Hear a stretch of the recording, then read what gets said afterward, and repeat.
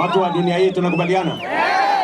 Na leo mimi nataka nitangaze nikiwa hapa Tago, na nataka niwatangazie Wakenya wote ya kwamba mambo ya masomo katika university na TVET tumeweka mpango kamili.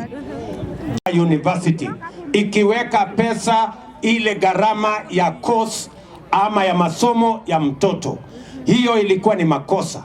Sasa nimeambia wizara wafanye kazi na universities na TVET ili watume barua ambayo sio gharama ya masomo, watume barua ya kumwambia mzazi ni kiasi gani atalipa.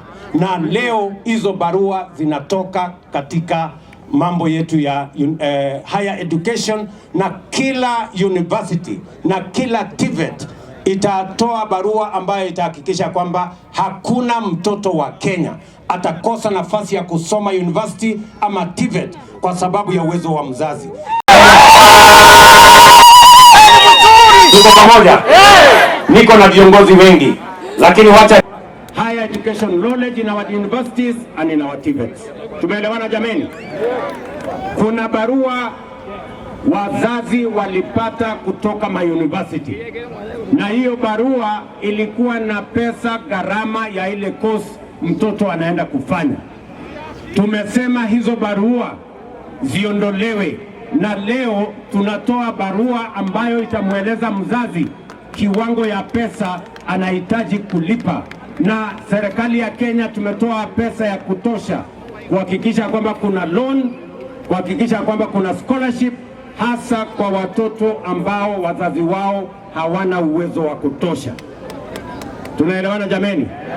So we are going to issue new letters so that we can provide clarity on what parents are supposed to pay, if at all, vile tumekuwa tukifanya pale mbeleni. Kwa hivyo watu wa Ugembo, mimi nimefurahi sana kufika hapa. Hii mjengo mimi ninaanzisha leo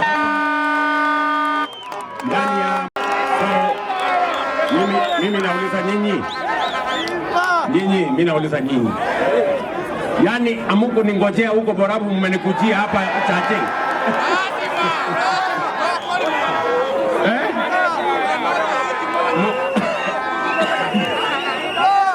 mumeniletea invitation mumenikujia mmenikujia kule Borabu, mumetumwa na nani?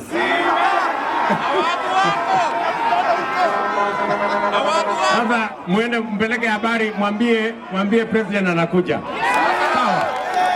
So watu wachache, mimi nataka niwashukuru sana, mimi nataka niwaeleze